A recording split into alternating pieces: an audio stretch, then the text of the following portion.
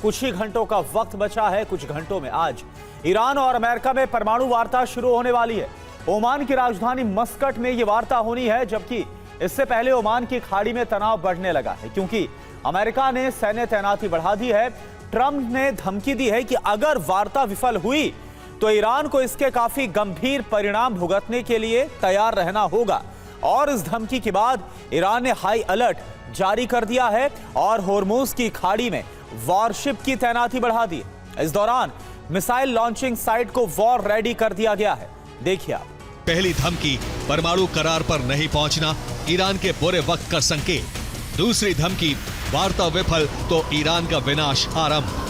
तीसरी धमकी अब खामनेई को चिंतित होने की जरूरत है। इसी वजह से अमेरिका एक साथ तीन एयरक्राफ्ट कैरियर की तैनाती कर रहा है, जिससे ईरान की तबाही के बीच में जरा भी फासला न रहे। ओमान की खाड़ी में पहले से ही यूएसएस अब्राहम लिंकन तैनात है।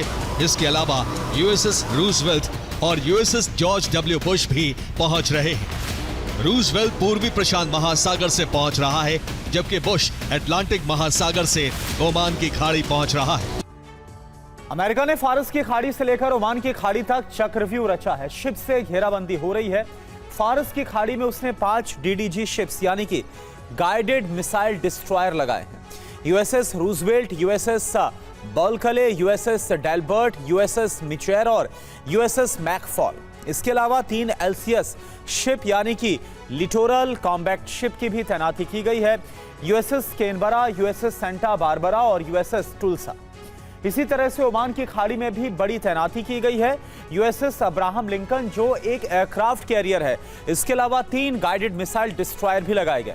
यूएसएस फ्रैंक पीटरसन, यूएसएस सुप्रियंस और यूएसएस मिशेल मर्फी। और इसके अलावा अरब सागर में US navy task force 59 patrolling कर रही है, जिसमें सबमरीन और ड्रोन कैरियर शिप शामिल है। देखिए आप। ईरान पूरी तरह तैयार है। हम किसी भी धमकी का जवाब दे सकते हैं।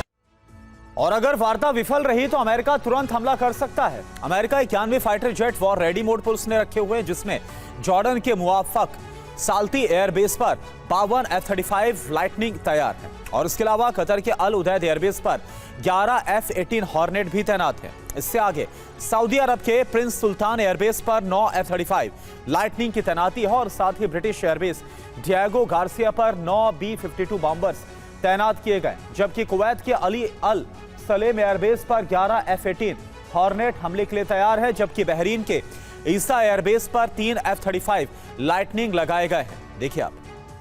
तो सिर्फ अपने जहाजों को एक जगह से दूसरी जगह ले जा सकता है, इससे आगे नहीं बढ़ सकता। अगर हॉर्मुज स्ट्रेट की तरफ आया तो उसके लिए हॉर्मुज मौत का दरिया साबित होगा।